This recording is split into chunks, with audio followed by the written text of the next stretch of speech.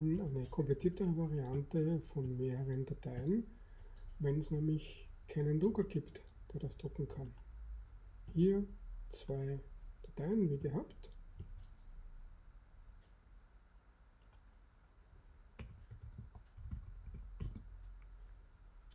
Sie sehen, grundsätzlich gäbe es einen Drucker, der das in schwarz CPE drucken könnte.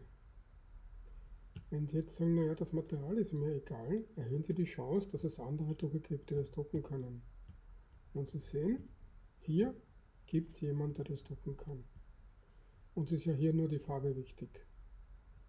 Und wie Sie sehen, hier, jetzt gibt es den Recalculate-Button, 31 Euro sind uns recht.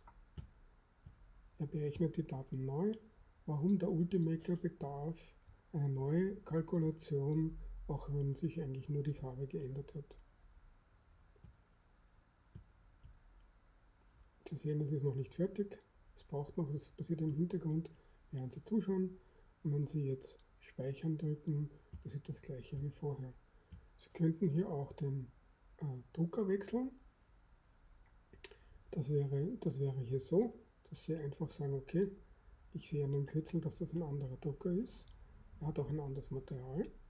Sie könnten jetzt hier die Eingrenzung machen, nur dieser Drucker ist hier der teuerste.